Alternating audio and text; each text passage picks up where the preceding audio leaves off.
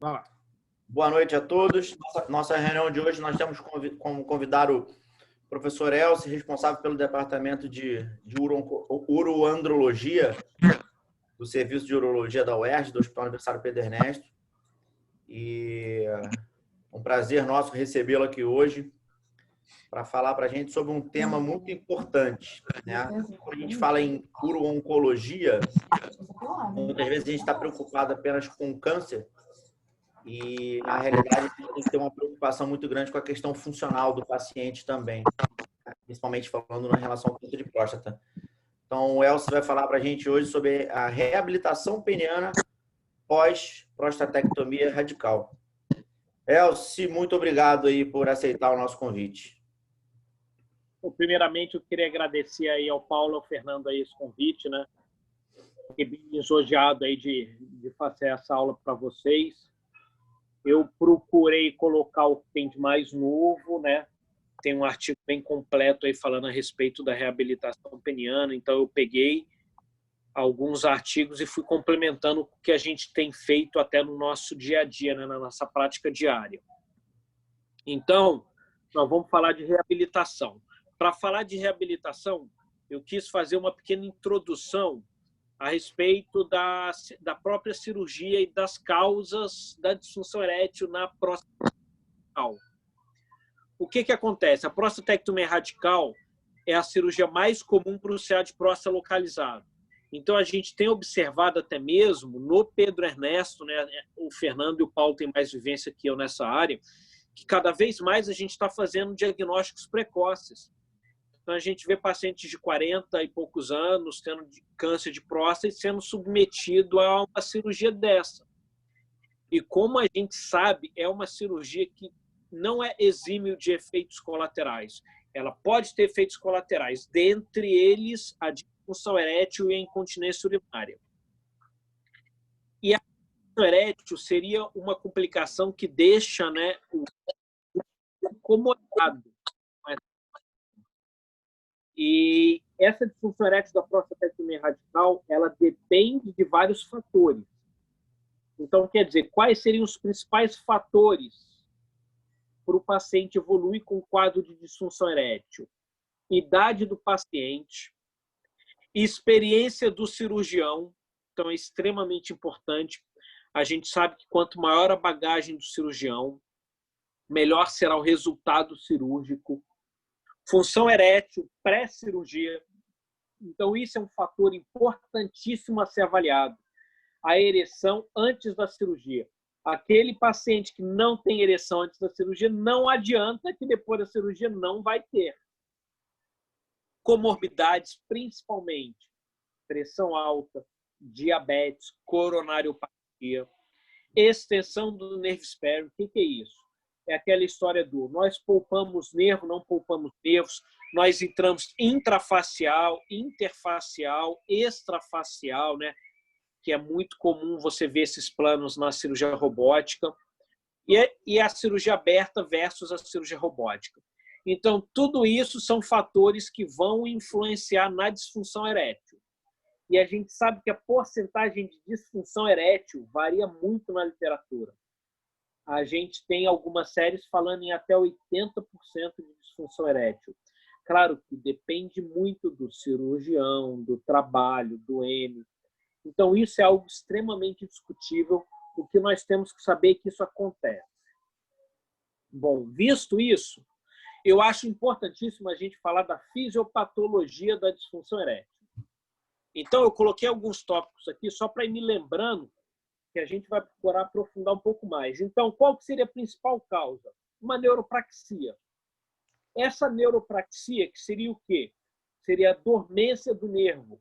De uma forma leiga, seria o nervo estar cansado. O nervo ali está preguiçoso, ele está demorando para voltar a funcionar. Aquele nervo que é responsável pela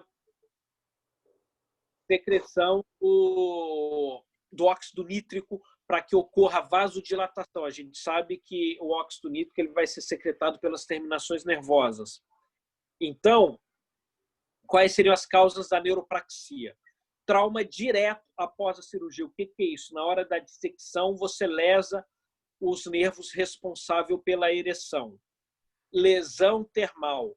Na hora da dissecção, você vai ter uma lesão por temperatura, por dissipação de temperatura, né, de calor, na hora da dissecção ali da região, do feixe vasculo-nervoso. Lesão vascular com injúria dos corpos cavernosos.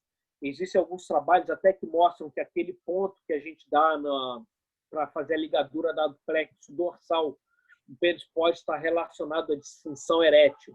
Em alguns casos, até isso nunca aconteceu comigo, não sei se já aconteceu com vocês, que a lesão do plexo venoso dorsal é tão intensa que existem até relatos em que tem que existir uma ligadura ali na base do pênis, na veia dorsal profunda e superficial do pênis, para tentar conter esse sangramento quando é em excesso. E isso pode sim estar relacionado à disfunção erétil. Lesão inflamatória no local devido à cirurgia. Então, a gente sabe que a cirurgia, qualquer tipo de cirurgia pode desencadear liberação de determinados fatores pró-inflamatórios e eles, por si só, levar à disfunção erétil. E o que tudo isso? Então, a gente falou de várias coisas. O que tudo isso vai levar? A piora da oxigenação dos corpos cavernosos. Então, o que é sabido é o quê? O pênis, quando ele é flácido, né, no estado flácido, o pênis ele é hipoxêmico, ele é um órgão que tem pouca oxigenação. Por isso, até que é normal de todo ser humano, durante a madrugada, ele ter até 4 ereções espontâneas. Para quê? Para que ocorra uma oxigenação e evitar a fibrose dos corpos cavernosos. Então, quando a gente causa essa neuropraxia, o que essa injúria vai levar no final de tudo é uma piora da oxigenação dos corpos cavernosos, levando a uma apoptose celular e uma fibrose dos mesmos. E o que isso vai levar? Um encurtamento peniano, a gente sabe que pode ter encurtamento de até 1,5, 2 centímetros, e uma dificuldade da ereção. O que é essa dificuldade? Seria a dificuldade do retorno da função erétil. Uma observação importante é que o paciente nunca vai voltar a ter a ereção que ele tinha. Então, isso é importante. Por melhor o retorno que tem a ereção nunca vai ser igual a que era. Ele vai ter uma função erétil boa, ele vai conseguir penetrar, ele vai satisfazer, porém, nunca vai ser igual a que ele tinha antes. Então, a gente viu essa fisiopatologia. Então, como que seria o manejo? O que é o principal objetivo, então? O nosso principal objetivo é que o paciente evite essa fibrose, essa falta de oxigenação peniana. Então, a gente vai ter que tentar fazer alguma coisa para tentar resolver isso aí. A gente sabe que 50% a 60% dos pacientes vão ter um retorno da ereção em até 1 ano, 50% a 60% pacientes vão ter um retorno bem legal. E a recuperação, na maior parte dos casos, isso até que eu falo no ambulatório, os residentes sabem que eu falo bastante isso, ocorre de 12 a 24 meses após a cirurgia, na maior parte dos casos. Por que eu bato muito na tecla isso? Porque eu já vi paciente no ambulatório que com 24 meses apresentou um retorno da ereção. Por que isso é importante? Para a gente tentar evitar o máximo possível o implante precoce de prótese peniana. Porque a gente sabe que as próteses penianas são cirurgias, existem complicações, é algo que não é isento de complicação. Então, como rotina, até no nosso ambulatório e até na minha vida privada, eu tento manejar e segurar o máximo possível o implante da prótese peniana. Normalmente, a gente espera 24 meses tentando fazer de tudo para que o paciente recupere. Claro que isso deve ser conversado com o paciente e deve chegar num acordo. Aqueles pacientes que não querem esperar, que estão decididos a implantar, a gente conversa e acaba colocando a prótese. O que seria um fator de bom prognóstico? É aquele paciente, quantas vezes já aconteceu com a gente, da gente acabar uma cirurgia, o paciente falar que em 1 mês apresentou uma ereção, que quando retirou a sonda apresentou uma ereção. Então, quer dizer, ereção presente em até 3 meses após a cirurgia é um fator de broncoagnóstico. Detalhe, ereção presente independente de terapia, de reabilitação ou ereção espontânea. Isso daí é importantíssimo, então, essa ereção em até 3 meses. Existem várias terapias que podem ser utilizadas na reabilitação peniana. Isso é algo que deve ser conversado com o paciente. Muito importante. É algo extremamente discutível. Não existe relatos na literatura. Eu vou enumerar inúmeros artigos a favor, vou colocar artigos contra. Cabe aos urologistas decidirem se vão querer ou não a reabilitação peniana. Claro que existem muitos artigos que falam a favor dessa reabilitação. Existem vários tipos de reabilitação. Eu defendo a reabilitação. Eu acho que 90% dos urologistas vão defender a reabilitação peniana. E isso eu acho que é extremamente importante até para o psicológico do paciente. É difícil. Eu acho que todo mundo aqui, quando acaba a cirurgia, vai querer prescrever um inibidor da 5-fosfodiesterase, alguma coisa assim. Alguns vão até além dessa reabilitação. O Fernando já me encaminhou até paciente para a gente trabalhar junto aí, fazer essa reabilitação. E como que seriam os pilares da reabilitação? Então, eu vou falar do que nós temos de rotina, né, na reabilitação. E claro que primeira linha aí seriam os inibidores da 5-PDE, né, da 5-fosfodiesterase, em que o objetivo principal é o aumento da oxigenação tecidual, evitando apoptose e fibrose. Os estudos são mais comuns em animais, com poucos estudos mostrando evidência em seres humanos. O que eu quero dizer com estudo? Estudo fazendo uma biópsia de corpo cavernoso para observar que diminuiu a apoptose, que diminuiu a fibrose. A gente está falando de estudos nesse sentido. Os estudos que tem da utilização dos inibidores são estudos que mostram a comparação com o questionário, utilizando o questionário de disfunção erétil ou grau de rigidez. É raro estudos mostrando biópsia dos corpos cavernosos. Os estudos pioneiros nessa reabilitação foi feito com o sildenafil, dia sim, dia não, à noite por 6 meses, utilizando dosagens de 50 a 100 miligramas. Então, a maior parte dos estudos são estudos com sildenafil. Só que o sildenafil, ele pode determinar vários efeitos colaterais. Então, muitos pacientes optam por fazer uso de outros, até médicos, por conta disso, optam por fazer uso de outra substância. E o que nós temos atualmente, né, de substância com uma dosagem menor e que, por conseguinte, dá menos efeitos adversos, seria a tadalafila de 5 miligramas. E o que é importante dos inibidores da 5-PDE? Não existe um padrão para o uso dessas medicações. O que eu quero dizer? Você pode utilizar antes ou depois da cirurgia. Eu conversei uma vez, teve uma apresentação do Murral, eu fui conversar com ele a respeito do que ele achava melhor. Ele falou que no hospital dele, eles começam 5-PDE um dia antes da cirurgia. Então, um dia antes da cirurgia, os pacientes já iniciavam o sildenafil e mantinham após a cirurgia mesmo com sonda.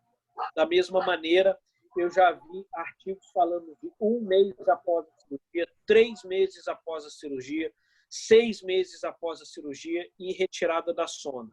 Então, quer dizer, não existe um padrão para o início do sildenafil.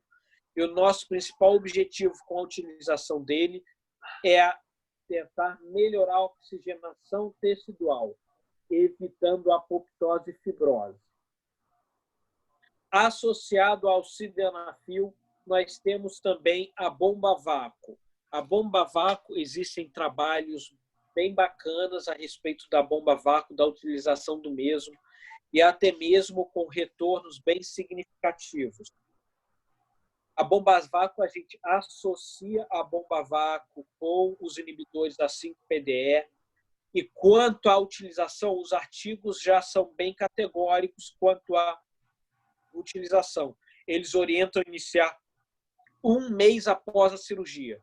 Então, com 1 mês de cirurgia, a gente já pode estar orientando o nosso paciente a comprar a bomba a vácuo para trabalhar. E a utilização dela é de 10 a 15 minutos por dia. E eu oriento todos os meus pacientes. A gente sabe, quem roda comigo no ambulatório sabe que nós de rotina orientamos o paciente a comprar bomba a vácuo para fazer essa reabilitação. Nós, no IDS, a gente orienta também a compra da bomba a vácuo. Na verdade, a gente dá a bomba a vácuo dentro do nosso protocolo de reabilitação. A gente inicia a bomba a vácuo para o paciente e nós utilizamos esse protocolo de 10 a 15 minutos conforme é preconizado. E como que é feito esse uso? A gente orienta o paciente durante 10 minutos ele trabalhar como se fosse uma fisioterapia. Quem já viu uma bomba a vácuo sabe que tem um orifício que gera o vácuo. Então, a gente fala para o paciente ir trabalhando ereção, flacidez, ereção, flacidez, ereção, flacidez, até o paciente ter um grau de rigidez satisfatório. O limite da utilização da bomba a vácuo é a dor. Então, a gente pede para o paciente não ter dor, não pode ter dor peniana durante a utilização da bomba a vácuo. E quando dá 10 minutos de uso, quando ele atinge um grau de rigidez satisfatória, a gente pede para o paciente manter essa ereção durante 5 minutos com o dedo lá no vácuo, formando um vácuo durante 5 minutos. Alguns trabalhos falando do anel peniano. Eu, de rotina, não utilizo o anel peniano. Eu acho que a bomba a vácuo não é com o intuito de relação sexual. Eu acho que o intuito da bomba a vácuo é a gente fazer uma reabilitação, uma fisioterapia peniana. E a bomba a vácuo, ela não vai aumentar a oxigenação textual. É um erro achar que o vácuo vai melhorar a oxigenação. Ele é responsável por 5% de sangue arterial e 42% de sangue venoso. Então, olha isso. A gente está apenas trabalhando o sinusoide, essa dilatação, e claro que fazendo uma limpeza aí do sangue represado. Querendo ou não querendo, a gente tem uma saturação um pouco maior do que a saturação venosa, que é em torno de 40%. A gente consegue uma saturação aí de 76%. Então, a despeito de pouco sangue arterial, a gente acaba tendo uma saturação bacana, em torno de 76%. Lembrando que a saturação arterial é em torno de 95% a 98%. E a bomba a vácuo, a resposta da bomba a vácuo, ela é melhor quando ela está associada aos inibidores da 5-PDE. Então, de rotina, eu, pessoalmente, eu inicio os inibidores da 5-PDE logo após a cirurgia e introduzo a bomba a vácuo na retirada da sonda. Claro que quando a gente recebe acompanhamento, a gente já recebe aqueles pacientes que já estão alguns meses de terapia. Então, eu instituo imediatamente a bomba a vácuo. Outro protocolo é a injeção intracavernosa. Eu não sei se os residentes já puderam observar isso, mas a gente prescrevia muito Caverject de 10 microgramas ou 20 microgramas. O Caverject, que é o alprostadil por si só, isso é muito importante a gente saber, ele leva uma dor muito grande na sua aplicação naqueles pacientes que foram submetidos a uma prostatectomia radical. Por alguma razão, aqueles pacientes eles têm uma dor muito intensa.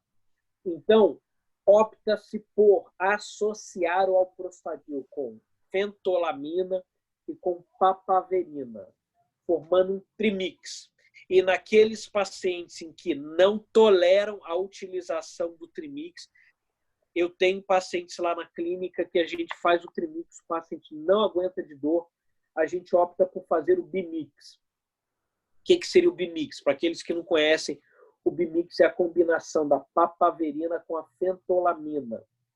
Qual que é a desvantagem? Claro que existem, para tudo existem vantagens e desvantagens. O alprostadil, ele gera menos fibrose do que a papaverina. A papaverina é uma medicação que gera mais fibrose nos corpos cavernosos. Então, por que você associa o alprostadil? Porque você diminui a dosagem da papaverina comprimida. Então, isso diminui a fibrose nos corpos cavernosos quando você faz a utilização da terapia. Outro ponto importante é onde aplicar. Nós não aplicamos na base do pênis, então não é como você aplicar muito na base do pênis, pelo risco de lesão de grandes vasos e, consequentemente, de fístulas. E também nós não recomendamos a utilização deles no terço distal do pênis. A região ideal seria assim. Por alto ali a gente divide o pênis em 3 terços e faz a aplicação ali no meio, sendo que não se aplica na região dorsal nem na região ventral. A aplicação é feita na região lateral com ângulo de 90 graus, fugindo do feixe vasculonervoso e da uretra. Nós introduzimos a agulha, uma agulha de insulina, uma agulha pequena, e nós fazemos a utilização da medicação. Outro ponto prático importante, né, é o manejo prático, né, que é como é todo mundo urologista, todo mundo está querendo entender mais a parte prática. Isso é difícil a gente até falar no ambulatório, que não é a nossa rotina. O trimix ela é refrigerado e o bimix não é refrigerado. Então, até isso é importante a gente conversar com o paciente. Aqueles pacientes que vão viajar, fazer viagens longas, a gente já teve paciente que foi fazer cruzeiro, eles optaram por levar o bimix e não o trimix por conta dessa refrigeração. Ele é refrigerado por conta do alprostadil. Temos também a utilização dele, é feito 3 vezes na semana, com um intervalo de pelo menos 24 horas. Então, idealmente, a gente faz 3 aplicações semanais dessa injeção, e é uma injeção muito bacana, com o intuito de melhorar esse turnover aí celular e diminuir a apoptose e a fibrose dos corpos cavernosos. Então, é uma terapia que nos Estados Unidos ela é bastante utilizada. A gente chegou a ter a oportunidade de ver o protocolo do Memorial Sloan e o protocolo do Memorial Sloan Kettering, né, que é um serviço muito grande de oncologia. Ele utiliza essas 3 abordagens, tanto os inibidores da 5-PDE quanto a bomba vácuo, com uma injeção intracavernosa para fazer a reabilitação peniana após a prostatectomia radical. E agora, eu quis falar um pouco a respeito. Claro que é um assunto extremamente divergente, né? Até mesmo quando a gente começou esse assunto, foi extremamente discutível a utilização da onda de choque de baixa amplitude. A utilização da onda de choque já tem vários trabalhos recentes que demonstram benefício da utilização na reabilitação peniana. Então, quer dizer, a gente já tem trabalhos que defendem a utilização, inclusive tem um mais recente publicado agora em setembro de 2020, que defende a utilização da onda de choque na reabilitação peniana pós-prostatectomia radical. O Sidney Glina publicou esse ano um artigo também defendendo a utilização da onda de choque de baixa amplitude na reabilitação pós-prostatectomia radical. Foi publicado no Brazilian Journal e teve resultados bastante satisfatórios com a utilização dela. E a discussão é principalmente porque nos Estados Unidos o FDA ainda não aprovou a utilização, porém, tanto na Europa quanto no Brasil, a Anvisa e a Europa já autorizaram a utilização da onda de choque para o tratamento da disfunção erétil. E agora eles até, né, aumentaram esse escopo aí de utilização e estão utilizando na reabilitação peniana. O que gera discussão na onda de choque é porque é um tratamento que é muito difícil você graduar a melhora do paciente. que eu quero dizer com isso? A gente deu uma aula, né, no último Congresso Brasileiro falando exatamente sobre isso. É difícil, por exemplo, eu vou dar um exemplo bem simples. A gente tem paciente que utiliza na clínica 0,5 ml de Trimix. Se você faz a reabilitação com onda de choque, né, e você baixa essa medicação para 0,2, é difícil você saber se foi a onda de choque, se foi a própria medicação, se teve melhora ou não. Então, é difícil você graduar essa melhora. E tem até um artigo que foi publicado, ele foi apresentado no Congresso Americano do ano passado, e depois eu peguei falando que 3 meses de terapêutica com essa medicação, né, com alprostadil injetável, ele pode ter até um retorno bastante legal aí da resposta aos inibidores da PDE. E a última droga que eu nem citei, porque eu não tenho uma experiência muito agradável, o artigo acabou citando, mas eu não citei, eu não sei se alguém aí tem experiência, que é o alprostadil em pentravan. O que seria em pentravan? Seria a formulação que eles colocam o alprostadil para utilização intrauretral. Quando ele foi lançado, eu procurei utilizar em alguns pacientes e, para ser sincero, a resposta dos pacientes não foram boas. A gente teve que aumentar a dosagem, né? É preconizado a utilização de 1 a 2 pumps. A gente acabava fazendo 3 a 4 pumps intrauretral. Então, o paciente tinha muita queixa de dor uretral, né? Essa medicação é injetada na fossa navicular e a gente comprimia a fossa navicular durante 5 minutos para melhorar a absorção. Os pacientes não tiveram uma resposta muito agradável com isso, então a gente de rotina optou por não fazer esse alprostadil em pentravan. O que eu tenho feito de rotina na minha parte prática é associar nos pacientes esses 4 tipos de tratamento. Então, de rotina, a gente entra com onda de choque de baixa amplitude, o inibidor da 5-PDE, a injeção. Lembrando que a injeção, eu só inicio a injeção naqueles pacientes que optam por fazer a mesma. A gente tem uma resposta muito bacana utilizando apenas os inibidores com a bomba vácuo, onda de choque de baixa amplitude. A gente tem tido respostas bem legais com esse tratamento e raramente a gente inicia a injeção intracavernosa. A gente só inicia naqueles pacientes que realmente querem, porque é uma terapia que eu faço algumas ressalvas, porque é uma terapia que os artigos mostram que 90% dos pacientes vão desistir ao longo dos anos, porque gera muito incômodo na aplicação e é extremamente desagradável você ter que fazer uso dessa medicação. E, para finalizar, eu acabei não colocando aqui porque não era ideia, mas o que eu quero deixar de recado é procurar sempre esperar 2 anos para colocar a prótese peniana.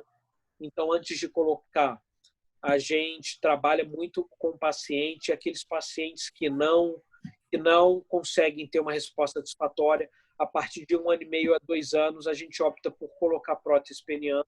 Aí a gente explica para o paciente os tipos de prótese e coloca. Eu queria agradecer novamente o convite e a gente está aberto aí para as dúvidas, para o que vocês quiserem colocar aí para enriquecer a discussão.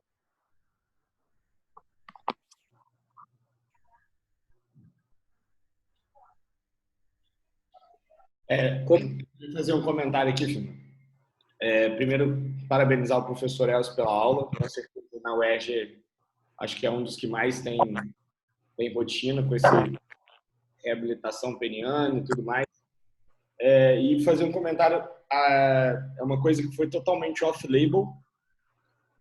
Na minha residência, até pelo que o senhor comentou, eu lembro que na época tinha me falado isso também, que um dos principais fatores para o retorno da ereção no pós-operatório era o paciente que já tinha uma boa ereção no pré-operatório.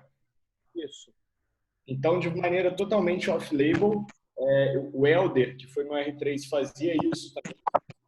E eu comecei a fazer e tive uma resposta muito boa para pacientes que tinham uma disfunção erétil no pré-operatório. Eu já começava a reabilitação pré-operatória com bomba de vácuo e com inibidor. Pelo menos um mês antes, quando eu atendi o paciente no ambulatório, eu já prescrevia porque eu sempre no ambulatório fazia o IF, né, para ver a direção do paciente. Então, se o doente tivesse algum grau de pressão, eu já começava. E nesses doentes, no pós-operatório, eu vi até uma resposta de disfunção erétil, de retorno da ereção precoce melhor do que em pacientes que tinham, teoricamente, ereção normal, com IF normal, mas no pós-operatório só que eu deixava para começar essa reabilitação. Eu acho que é uma ideia, eu acho que com o volume de próstata que a gente tem na UERJ é uma coisa que pode muito fácil estudar, se alguém tiver interesse e tal, mas é uma coisa que eu vi bem, assim, acompanhei bastante isso nos meus pacientes. Uma terapia de reabilitação pré-operatória. E não tem também artigo, nada mostrando que realmente funciona, nada disso. Então, já tem até artigos falando de trabalhar antes, principalmente para incontinência urinária. Também. Eles já estão encaminhando para fisioterapia pré-cirurgia. Você faz uma fisioterapia, você fortalece a musculatura do pênis, acaba até ajudando também no retorno da ereção, porque um dos tratamentos, eu acabei não citando, mas um dos tratamentos também pode ser fisioterapia pós-operatória. É pouco difundido, mas isso pode acontecer. Mas essa ideia é bacana. Já tem artigo já demonstrando fazer pré. Isso daí é bem importante. Eu sou adepto disso aí também. Elci, agradecer. Excelente aula, muito boa. Abrangendo todos os assuntos, praticamente tirando todas as dúvidas. Mas é sempre interessante a gente conversar um pouquinho sobre esse assunto, porque ele não deixa de ser controverso, né? Acho que todos nós aqui, e acredito que todos os urologistas, eles acabam prescrevendo os inibidores da 5-fosfodiesterase para todo paciente submetido à prostatectomia radical. E quando a gente analisa os trabalhos, como você mesmo falou, né? Os trabalhos, a maioria com avaliação de fato com biópsia de corpo cavernoso, são feitos mais em animais. E os trabalhos em seres humanos são com questionários de qualidade de vida, né? Exatamente. E a medicação diária de 5 miligramas ou a medicação sob demanda ou com a forma que você colocou, utilizando dia sim, dia não, o sildenafila de 50 a 100 miligramas, são todos resultados ainda sem resultados significativos importantes. Mas é o que a gente utiliza. Você citou aí na tua apresentação algum trabalho que iniciava na véspera, né? Isso. Então, isso que o Henrique falou acaba sendo bem interessante. Ao invés de iniciar na véspera, iniciar, não sei, um mês, 2 meses antes, né? Já tem erétil pré. Você tem que lembrar que você está tratando, na verdade, você está fazendo um paliativo. Então, esse paciente, em termos prognósticos, ele já tem um prognóstico ruim no pós-operatório. Ele já tem. Você, na verdade, está evitando que piore muito. Isso é uma verdade. Você começando nesse paciente, porque ele já tem o principal fator de risco para a disfunção erétil, que é a disfunção erétil pré. E eu acho que você já vai tratar o paciente no pré. Sim. Então, isso daí é um detalhe. O que é interessante seria a gente começar naquele paciente que não tem queixa de nada. Aquele paciente com ereção normal. Aí eu acho que seria interessante. Mas aí o que eu vi de mais precoce foi um dia antes da cirurgia. Que seria bem curto, né? Seria um tempo muito curto. A grande questão é muito difícil não é fácil avaliar fazer um tipo de trabalho como esse, mesmo que as cirurgias sejam realizadas por um único cirurgião, porque as cirurgias não são sempre iguais, Não. a doença não é sempre igual, né? A dificuldade técnica, a anatomia do paciente, os corpos de Gleason. Então, sem dúvida, são trabalhos difíceis de realizar e de ter um resultado significativo quando a gente fala em objetividade, né? Acabam se tornando questões um pouco subjetivas. Exatamente. Mas são opções que nós temos, né? Agora, deixa eu tirar deixa eu te fazer algumas perguntas. Você, quando faz o inibidor da 5-fosfodiesterase, você prefere fazer uma tadalafila diária ou você prefere usar a sildenafila? Eu uso tadalafila diária por conta dos efeitos colaterais. O sildenafil dá muito flush facial e pode dar cefaleia. Ainda mais você utilizando ele todo dia, ou dia sim, dia não. Isso até os artigos falam muito a respeito disso. Dá muito efeito colateral, porque ele vai depositando. Aí eu uso a tadalafila de 5, todo dia à noite. Em relação à bomba vácuo, Elcio, você recomenda a utilização com 30 dias no pós-operatório, né? Isso. Tá. O quanto você tem um tempo de limite que você aguarda para suspender o tratamento? Você, por exemplo, um paciente que iniciou ali com 1 mês no pós-operatório, você aguarda às vezes até o 24º mês para indicar definitivamente uma implante de prótese? Eu espero pelo menos 1 ano e meio. De rotina, pelo menos 1 ano e meio. Porque eu já vi paciente com 2 anos voltar. E é impressionante. Eu até chamei. Eu não lembro que residente que estava comigo, que eu chamei ele na sala para o paciente falar. O paciente falou, doutor, eu acordei normal. O paciente acorda normal, cara. Com 2 anos, ele acordou normal. Ah, doutor, voltou. Com 2 anos. Não, é bacana. Foi impressionante. Eu até chamei o residente. Fala para ele. Ah, doutor, dormi e acordei normal. Não, é legal porque é um aprendizado que eu tive aqui hoje, porque eu imaginava que era com 1 ano, né? 1 ano seria o limite ali para a gente aguardar.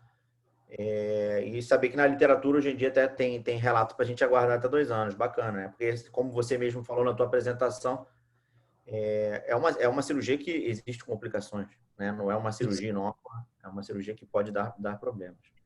Exatamente. Eu sou muito criterioso para colocar prótese peniana. Entendeu? Então, porque é uma decisão bem complicada para o paciente, que vai ter lesão de sinusoides, né? Depois, se arrepender depois, não dá. Então, eu sou bem criterioso nisso aí. Miguel, que está na plateia aí também. Miguel tem experiência com bomba vácuo, com prótese. Miguelzinho, você teria alguma coisa para acrescentar para a gente? Eu falar algumas coisas aqui, então. Primeiramente, tá dando para escutar bem? Tá. É um assunto que ele não tem verdades absolutas, não tem os guidelines, então parabenizar por você expor sua experiência, você se dedica a isso, então é bom ouvir de você como você conduz essas situações. Tem algumas coisas que eu posso pontuar aqui da minha vivência com essa área e que eu vou extrapolar um pouco para a área de reconstrução, né? Que, por exemplo, o uso de inibidor da fosfodiesterase a gente usa rotineiramente em pós-operatório de enxerto, por conta de tentar maximizar a vascularização regional, né? Então, assim como a gente usa na reabilitação peniana após a prostatectomia, né?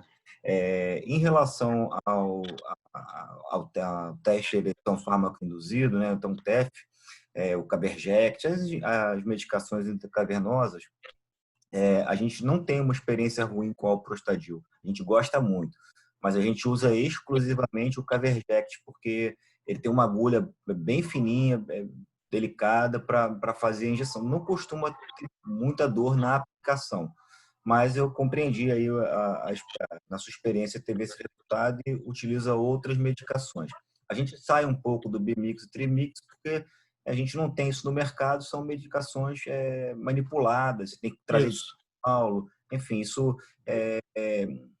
pode ser usado, acho até legal você falar abertamente assim, mas o padrão ainda é o Alprostadil na utilização e o Caverject, ele tem esse kitzinho que eles vendem, ele vem com uma agulha bem delicada, ela diminui um pouco esse desconforto, né?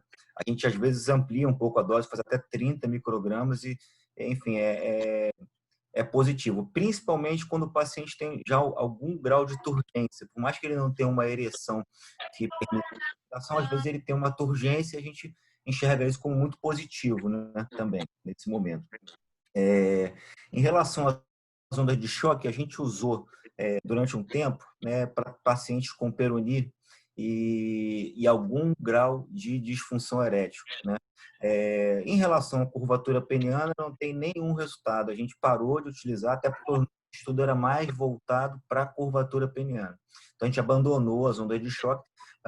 A impressão que a gente teve, apesar de sem ser uma análise numérica, até porque o nosso foco não era esse, é que o paciente ficava muito satisfeito com os resultados, apesar da gente não comprovar isso com as avaliações que a gente fazia com Doppler, o paciente se sentia tratado, né? Até porque a disfunção erétil nesse momento, você pensa que a gente fala assim, houve a neuropraxia. O paciente foi operado, o paciente tem 68 anos, o paciente está passando por um momento de estresse, tudo isso envolve, então o pós-operatório imediato dele é um momento já relativamente ímpar, né? A parte sexual ela sofre um impacto muito maior que só as questões objetivas que a gente está falando da cirurgia, né? Então, esse tipo de enfoque abrangente desse paciente, acolhimento desse paciente, ele ajuda muito nessa recuperação, né?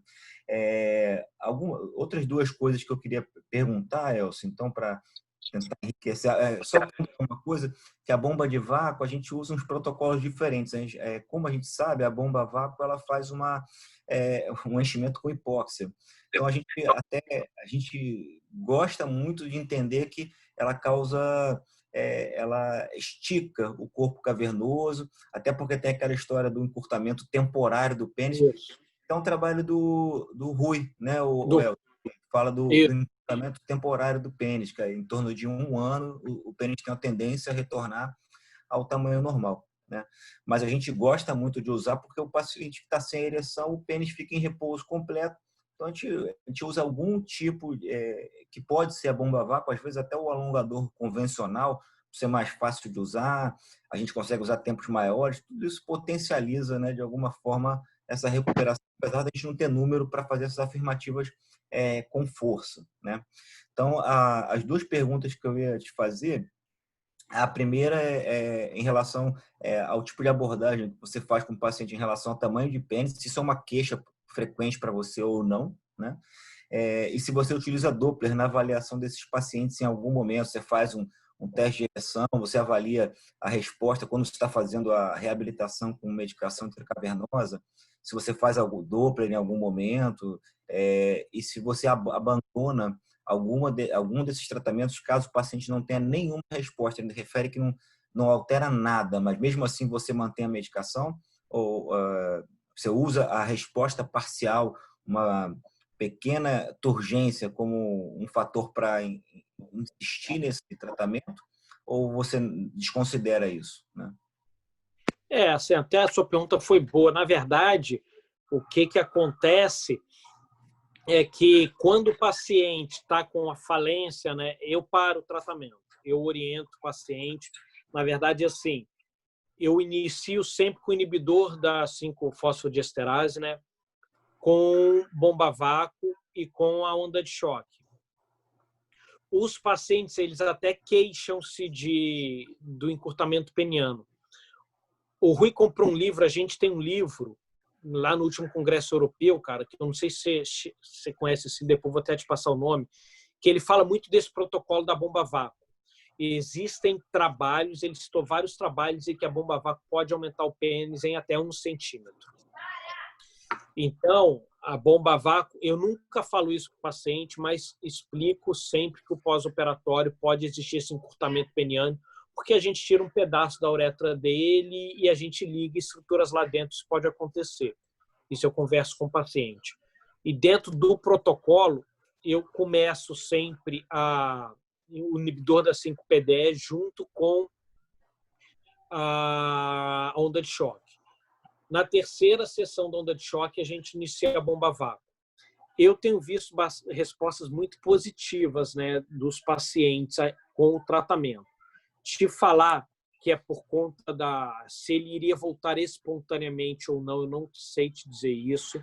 Se apesar do uso da bomba a vácuo ele voltou, apesar do uso da onda de choque ele voltou, como a gente sabe, isso é extremamente discutível.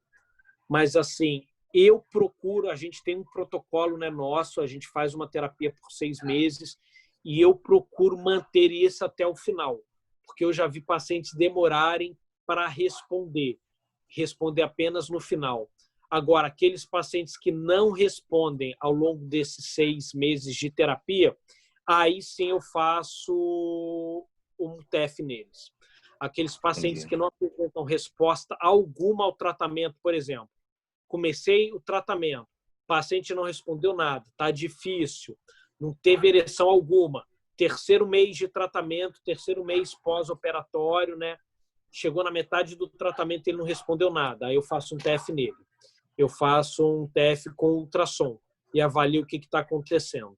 Aí vejo se existe ou não alguma possibilidade. Se nesse TEF ele não teve resposta nenhuma, a gente sabe que é pior prognóstico. Claro que eu explico para o paciente que isso pode acontecer, né? Que é complicada a situação, e a gente tenta fazer as ondas de choque, tenta fazer o TEF regular, 3 vezes na semana, como terapêutica final. Em 1 ano e meio não respondeu, eu coloco prótese.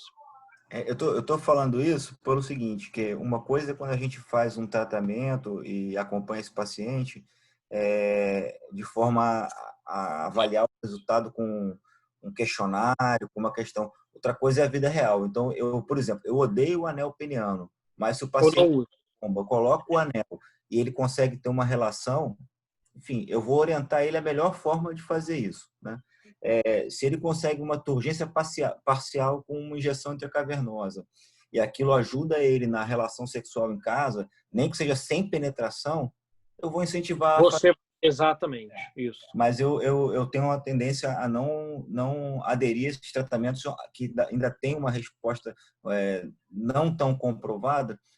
Se ele não tiver resposta, eu não incentivo muito, mas eu estou só falando assim, não há um consenso em relação a isso, estou só passando assim um pouco do... Não, eu sigo o protocolo de 6 meses.